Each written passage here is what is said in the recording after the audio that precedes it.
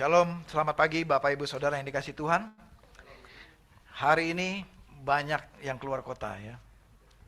Banyak dari kita youth kita, mereka ada youth conference di Kuala Lumpur, di Every Nation Kuala Lumpur, Every Nation Malaysia.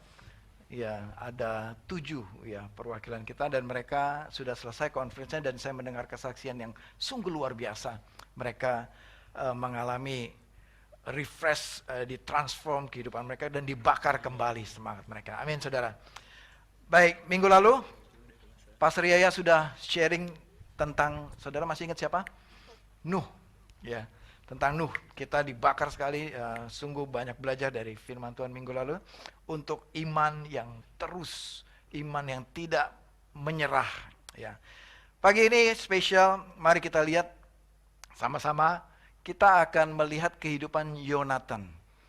Nah, siapa Yonatan ini? Yonatan adalah putra dari Saul, Raja Saul. Ya, saya beri judul pada hari ini, beriman dengan berani. Seperti tema kita tahun ini, beriman dengan berani. Saya mengajak saudara, saya akan bacakan ya pada pagi hari ini. 1 Samuel 14. Ya, saya nggak bacakan semua, tapi beberapa ayat ya. Kisah kepahlawanan Yonatan. Ya. Suatu pasukan jaga Filistin telah keluar ke pelintasan bukit di Mikmas. Ya, ini dari pasal 13, kemudian ayat pertama pasal 14. Suatu hari, Yonatan bin Saul berkata kepada hamba pembawa senjatanya, "Mari kita melintas ke pasukan jaga Filistin di seberang sana." Tetapi ia tidak memberitahukan hal itu kepada ayahnya, yaitu Saul. Ayat kedua, adapun Saul sedang duduk di bawah pohon delima di Migron, di pinggiran Gibea. Rakyat yang bersamanya kira-kira 600 orang.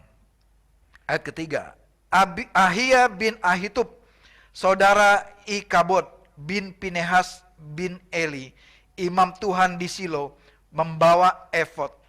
Rakyat tidak tahu Yonatan telah pergi. Ayat keempat, di antara pelintas-pelintas bukit yang Yonatan coba lintasi ke arah pasukan jaga Filistin, ada puncak bukit batu di satu sisi dan puncak bukit batu di sisi lain. Yang satu bernama Bozez dan yang lain bernama Sene. Puncak yang satu menjulang seperti tiang di utara, di seberang Mikmas, dan yang lain menjulang di selatan, di seberang Geba. Ayat ke-6, Yonatan berkata kepada hamba pembawa senjatanya, "Mari kita melintas ke pasukan jaga orang-orang tak bersunat itu. Mungkin Tuhan akan bertindak untuk kita. Sebab bagi Tuhan tidak sukar untuk menolong, entah dengan banyak orang, entah dengan sedikit orang." Mari kita berdoa. Bapa yang baik yang bertata dalam kerajaan surga, kami dedikasikan waktu hari yang dikuduskan pada pagi hari ini untuk kami mendengar sabdamu, membuka hati kami, dan kami menerima firman ini yang akan mengubahkan kehidupan kami di dalam nama Tuhan Yesus Kristus. Amin. Bapak Ibu Saudara, saya ceritakan sedikit latar belakang pasal 14 ini. Jadi sebelum peristiwa ini, Saul mengalami masa sulit di dalam kehidupannya, terdesak oleh tentara pasukan Filistin yang begitu banyak. Dan singkat cerita, Saul di dalam keadaan terjepit, pasukannya terjepit. Apa yang Saul lakukan? Saudara tahu cerita ini. Dia tidak sabar menanti kedatangan Samuel. Ya, sebagaimana perintah Samuel, tunggu nanti aku datang, baru kita persembahkan korban persembahan kepada Tuhan, supaya Tuhan berpihak kepada Israel dan memberikan kemenangan kepada Israel atas Filistin. Nah, yang terjadi, Saul merasa sudah terdesak, Saul merasa sudah kepepet, sudah dikepung dari berbagai area oleh Filistin, dan Saul cukup panik karena rakyatnya pun menagih Saul, "Ayo, kita harus lakukan sesuatu. Kamu sebagai pemimpin, lakukan sesuatu. Kita sudah terdesak." Artinya Saul mau berikan korban dulu kepada Tuhan supaya Saul mengalami kemenangan. Ya, seperti yang biasa-biasa mereka lakukan dan perintah dari Nabi Samuel. Tapi Samuel belum datang juga. Sementara mereka sudah terdesak, sudah terjepit. Akhirnya Bapak Ibu Saudara, singkat cerita apa yang Samuel lakukan? Samuel berusaha dengan kekuatannya sendiri. Karena dia tidak sabar. Karena dia melihat musuh sudah begitu dekat. Saul mengambil inisiatif mempersembahkan korban itu sendiri. Saul melangkahi Tuhan. Saul mendahului Tuhan. Saul berpikir dengan hikmatnya sendiri. Saul panik dan dia mengambil jalan keluar sendiri dan jalan pintas sendiri. Ya, dan akibat ini, ya, Tuhan marah kepada Saul. Nah, kita teruskan ceritanya. Ya, ini tadi ada di pasal 13. Selanjutnya di pasal 14, Israel masih terkepung. Israel masih terkepung oleh Filistin. Biasa kalau perang mengukur kekuatan. Mari saya ajak saudara kita ukur kekuatan dalam pertarungan ini. Ya. Filistin melawan Israel. Berapa perbandingan kekuatannya menurut pasal 14 ini kita lihat sama-sama. Saya berikan ringkasannya saja. Yang paling atas Filistin itu gambar kuda, itu ada kereta berkuda, ya. Kereta berkuda, benar ya? Kereta berkuda, ya. Filistin punya 30.000 pasukan kereta berkuda. Berarti 30.000 kereta dan kudanya dan orangnya, ya, yang siap bertempur. Ya. Ini berarti dengan jarak jauh dan bisa menembus pertahanan Israel. Lalu Filistin punya 6.000 pasukan berkuda, lebih cepat lagi. Ya, pasukan penerobos berkuda. Selain pasukan berkuda, dicatat di ayat ini, pasal ini juga, Filistin punya tentara infanteri, tahu ya, pejalan kaki, pasukan darat. Pasukan darat itu tidak disebut di dalam Alkitab, tapi disebutnya adalah sebanyak pasir di tepi laut. Kita simpulkan saja, banyak sekali. Sampai nggak bisa dihitung jumlah pasukan Filistin. Luar biasa, begitu banyak ini orang Filistin. Dan ini yang menarik juga. Bukan hanya orang. Tombak dan pedang tidak terbatas, banyak sekali. Kenapa saya bilang banyak sekali? Dicatat di dalam pasal 14 ini bahwa ahli pembuat tombak dan senjata itu adalah orang Filistin pada masa itu. Pabrik senjatanya dibuat oleh orang Filistin, ahli pembuat senjata, dan tidak ada satupun orang Israel yang bisa bikin senjata.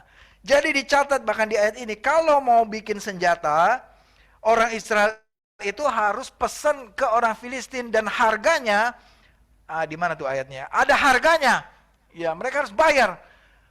Bisa kita bayangkan, Israel dikepung oleh negara pembuat senjata.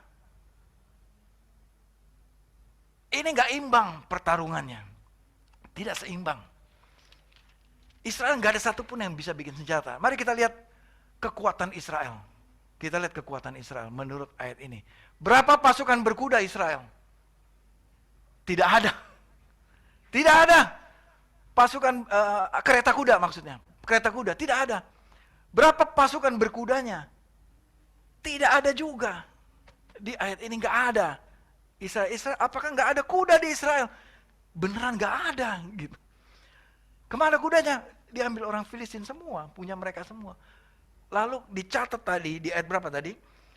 Berapa pasukan Israel pada saat itu?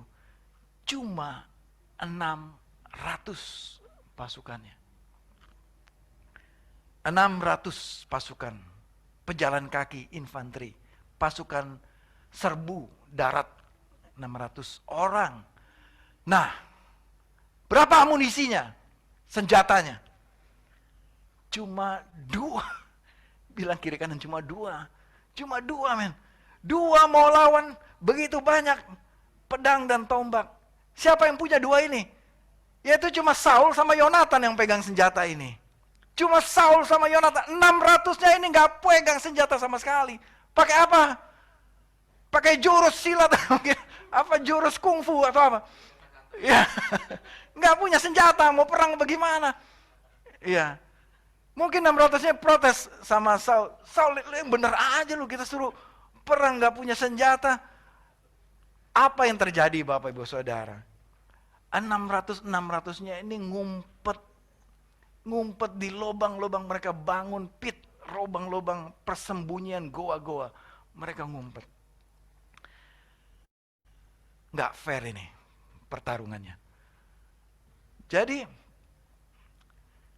fakta, kenyataan menunjukkan fakta yang Israel alami, ya, nggak mungkin menang.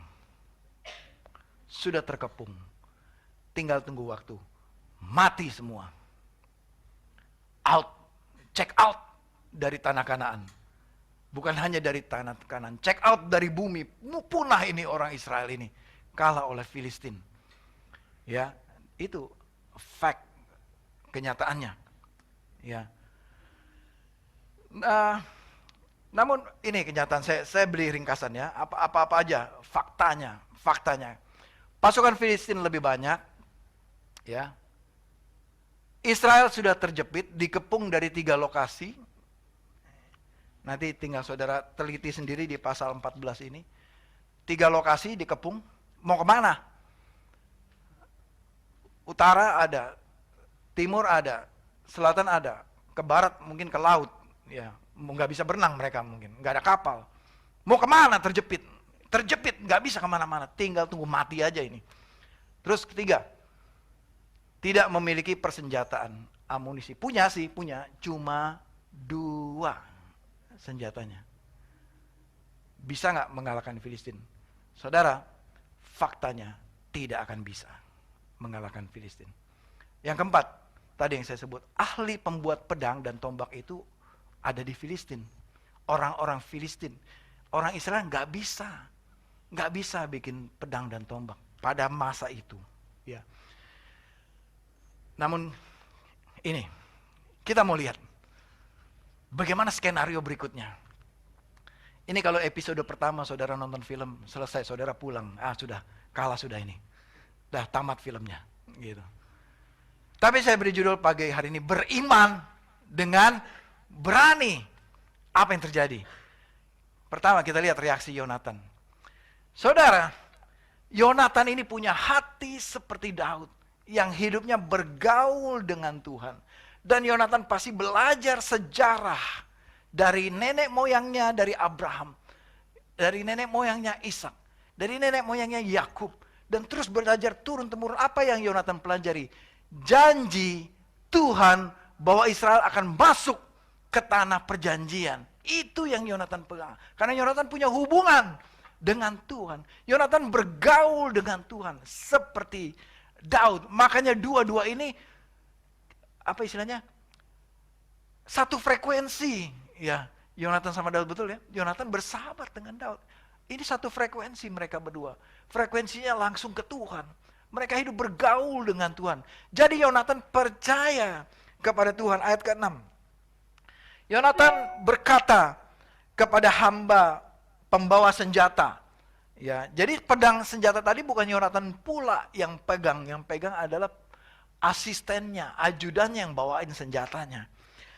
Mari kita melintas ke pasukan jaga orang-orang tak bersunat itu.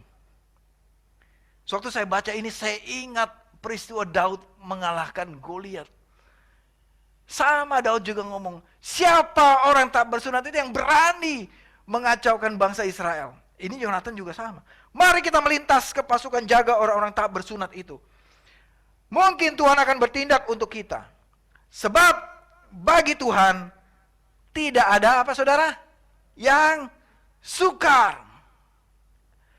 Deklarasi kepercayaan Yonatan kepada Tuhan. Yonatan percaya betul bahwa Yahweh Tuhan yang ia sembah, bagi dia tidak ada yang sukar untuk menolong saya, menolong kita bangsa Israel. Nah, ini lanjutannya, entah dengan banyak orang, entah dengan sedikit orang, Yonatan gak peduli yang dia lihat. Pokoknya Tuhan saya yang saya sembah itu Tuhan yang besar. Bagi Tuhan gak ada yang sukar. Bagi Tuhan gak ada yang mustahil. Mau banyak orang, mau sedikit orang, pokoknya Tuhan pasti akan bela kita. Itu imannya Yonatan. Saudara ingat, faktanya, kenyataannya bukan begini. Kenyataan ini udah pasti kalah ini. Israel ini, ya udah pasti kalah. Kalau lihat kenyataan, kalau lihat situasi, kalau lihat keadaan, secara hitung-hitungan di atas kertas, ini kalah ini Israel. Tapi bagi Tuhan tidak kalah, tidak ada yang mustahil. Tidak ada yang sukar, bahkan saya suka kata-kata ini. Nggak ada yang sukar buat Tuhan. Buat manusia, iya sukar, Tuhan kalah ini hitung-hitungan di atas kertas. Ayat ke-7. Nah, ada kuasa di dalam kesepakatan. Saya nggak bisa bayangkan kalau pembawa senjatanya bilang, lu aja deh sendiri deh. Gue nggak ikut-ikutan kata pembawa senjatanya. Tapi pembawa senjatanya ini juga bilang, yes, amen, kita lakukan. Mereka sepakat berdua. Lakukanlah niat hatimu, bulatkan tekadmu. Aku sehati, mari kita maju. Ini baru mantap. Ya, pembawa senjatanya mereka berdua sepakat. Yonatan, apa yang menjadi keputusanmu? Aku dukung engkau. Ayo kita maju. Dua-dua ini memiliki iman yang berani, saudara. Berani apa? Bukan berani karena kekuatannya. Mereka berani karena mereka punya janji. Mereka punya garansi janji dari Tuhan. Yang kedua, ya, jadi saudara, seberat apapun tantangan kesulitan yang kita hadapi, ini yang kita perlu ingat. Tidak ada yang sukar bagi Tuhan. Ini yang Yonatan katakan. Yang kedua, Yonatan memperkatakan imannya kepada Tuhan. Tadi yang pertama percaya, hidup bergaul dengan Tuhan. Yang kedua, Yonatan perkatakan. Masih berlanjut ya, ayat ke-8. Ini ayat ke-8 sampai 13 saya bacakan, sampai 12 saya bacakan ya. Kata Yonatan, sekarang kita akan melintas ke orang-orang itu, yaitu orang Filistin, dan memperlihatkan diri kepada mereka. Saudara bayangin, semua 600 orang ini ngumpet di bawah, di balik goa. Tapi Yonatan, ayo kita memperlihatkan diri kepada mereka. Berikutnya, ayat 9. Jika mereka berkata kepada kita, jangan bergerak, kami akan datang kepadamu, maka kita diam di tempat dan tidak naik ke tempat mereka. Ayat ke-10.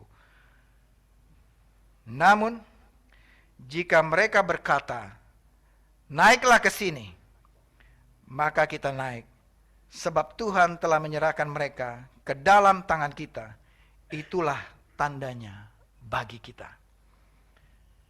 Ada risiko yang Yonatan hadapi. Apapun resikonya, Yonatan berani menghadapi resikonya. Yonatan tidak bilang resikonya kita mati, paling kita ketahuan. Tapi kalau mereka, jadi ada dua kondisi yang Yonatan berikan sama-sama kepada pembawa senjatanya. Kalau mereka lihat kita, mereka datang ke kita, kita diam saja. Kita lihat apa yang akan Tuhan lakukan. Tapi kalau mereka, orang Filistin itu panggil, hei kamu, orang Israel, naik ke sini. Yonatan bilang, kalau kita dipanggil, kita naik, kita hadapi dia. Lalu apa yang Yonatan bilang? Sebab Tuhan telah menyerahkan mereka ke dalam tangan kita. Itulah tandanya bagi kita. Saudara,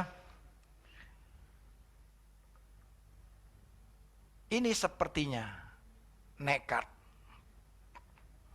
Ini sepertinya misi bunuh diri buat Yonatan. Tapi saudara perhatikan ini.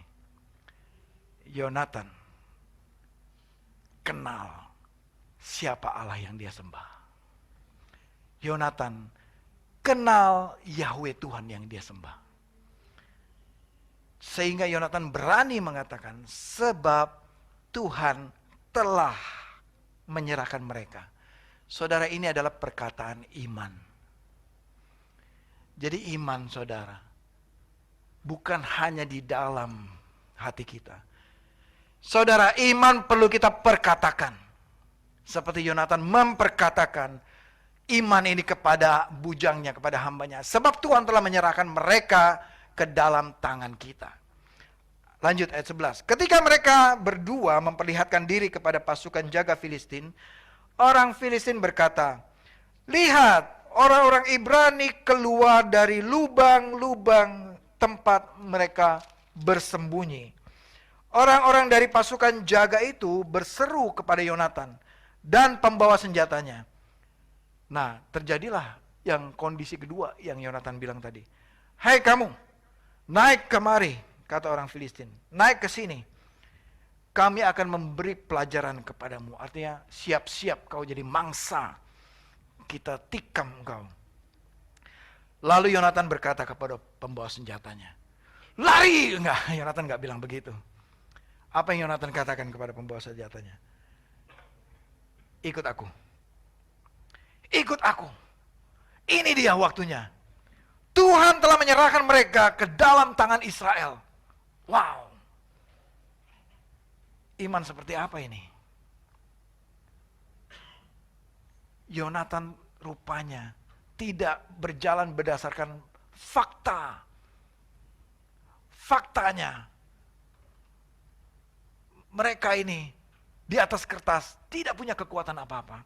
Tapi berani Yonatan mengatakan, ikut aku, Tuhan telah menyerahkan mereka ke dalam tangan Israel. Itu yang Yonatan katakan. Nah, saudara, yang ketiga, Yonatan bukan hanya ngomong doang. Yonatan, ini ayatnya salah, sorry, ayat 13. Yonatan bertindak. Ya. Ayat 13. Yonatan naik merangkak. Jadi itu di lembah. Filistin itu di perbukitan. Mereka harus naik. Climbing. Merangkak ke atas. Saudara, waktu naik, biasanya fisiknya bagaimana waktu kita naik, merangkak ke atas? Capek ngos-ngosannya. Capek ya. Semakin lemah Yonatan secara fisik. Mari kita lihat apa yang Tuhan lakukan. Yonatan naik merangkak ke atas. Bukan ke bawah. Ke bawah tinggal ngegelinding aja. Ini dia harus naik manjat ke atas. Tenaganya mungkin terkuras. Dan diikuti pembawa senjatanya. Lebih berat lagi bawa senjata. Climbing, naik ke atas. Kemudian, mari kita lihat apa yang Tuhan lakukan. Orang-orang itu, orang Filistin itu, berjatuhan di depan Yonatan. Sementara Yonatan climb, naik. Semakin dekat orang Filistin itu. Ketika dekat orang Filistin, mereka berjatuhan. Apa yang terjadi? Dari mana mereka jatuh? Kalau bukan Tuhan yang bikin. Kalau bukan Allah Israel yang berperang di depan Yonatan, ini nggak akan terjadi. Di dalam kondisi yang paling lemah Yonatan ini, di dalam kondisi yang paling lemah dia, sudah dekat. Yonatan sendiri saya juga pikir dia juga nggak tahu mau bikin apa. Tapi yang dia tahu bahwa Tuhan pasti akan menghancurkan ini orang Filistin ini. Dan nggak tahu juga gimana caranya. Yonatan hanya lakukan saja apa yang menjadi perintah Tuhan, apa yang menjadi imannya dia. Lakukan saja, terus climb. Waktu climbing itu ada upaya, ada effort, ada tindakan yang Yonatan lakukan. Dan sewaktu Yonatan bertindak itu, Tuhan mengalahkan orang Filistin. Jatuh itu. Ada berapa yang jatuh dari situ? Ada 20 orang Filistin berjatuhan. Gak tahu juga gimana jatuhnya. Ya, mungkin Tuhan sentil gitu. Gitu Tuhan tiup. Gimana? Jatuh mereka. Terguling-guling ke bawah. Dan waktu mereka jatuh terguling ke bawah, melewati Yonatan. Di belakangnya Yonatan pembawa senjata. Ini kesempatan, kata pembawa senjatanya. Dipakai pedangnya, ditikam semua itu yang jatuh tadi oleh pembawa senjatanya. Dan mati semua 20 orang itu.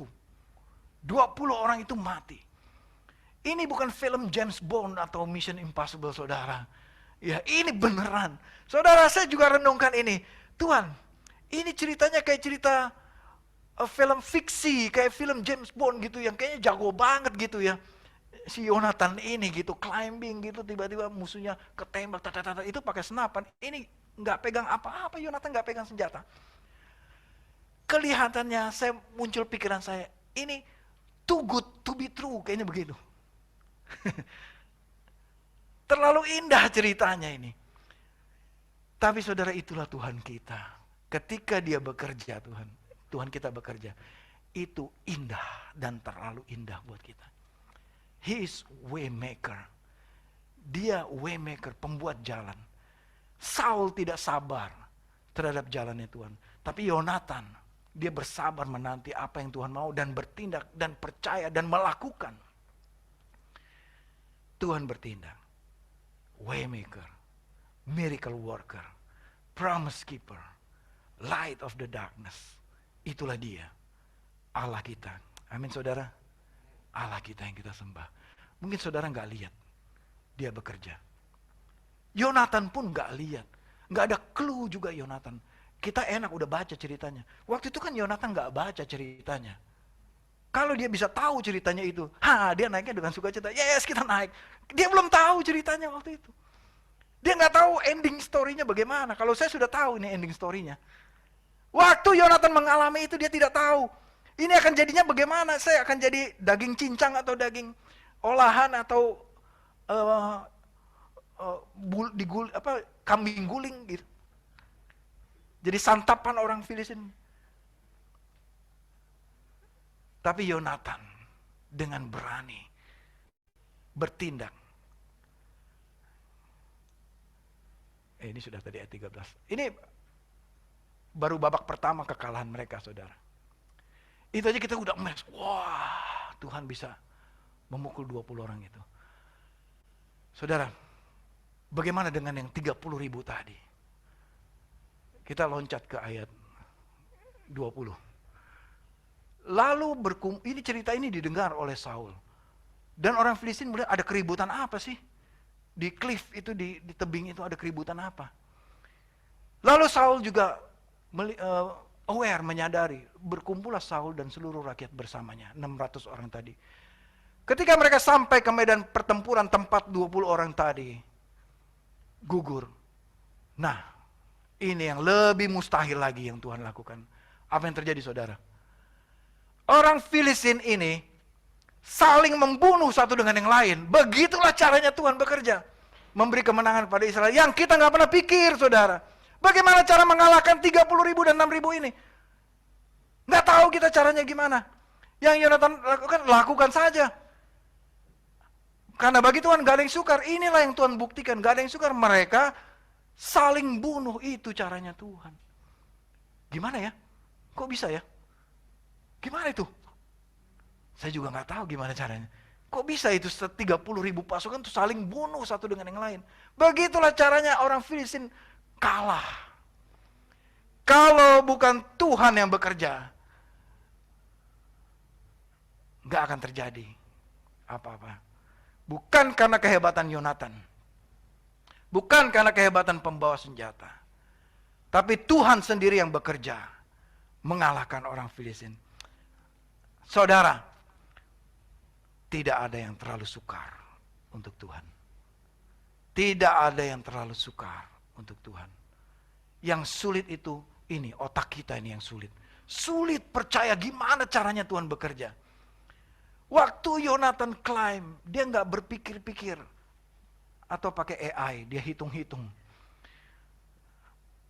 Yonatan, just do it. Lakukan aja. Apapun yang terjadi, lakukan aja. Apa yang menjadi Tuhan, rencana Tuhan. Amin, saudara. Berimanlah kepada Tuhan yang memberikan janji. Saudara, jangan pernah beriman kepada keinginan kita sendiri. Jemaat yang dikasih Tuhan, saya berdoa untuk saudara bawa pulang firman ini. Untuk firman ini membakar iman saudara, membangkitkan iman saudara, untuk bergerak maju, berjalan maju, dan tidak menyerah dalam kehidupan pertandingan iman saudara. Kiranya firman ini menguatkan iman saudara. Jemaat yang dikasih Tuhan, pulanglah dengan damai sejahtera dan kasih karunia dari Allah Bapa dan Tuhan kita Yesus Kristus dan Allah Roh Kudus. Kiranya berkat-berkat ini menyertai engkau sepanjang umur hidupmu. Tuhan memberkati engkau dan melindungi engkau. Tuhan menyinari engkau dengan wajahnya dan memberikan engkau kasih karunia. Dan Tuhan menghadapkan wajahnya kepadamu dan memberikan engkau damai sejahtera. Mulai hari ini sampai Yesus Kristus datang kedua kalinya. Dan semua jemaat yang percaya menerima berkat ini katakan bersama-sama, amin. Amin.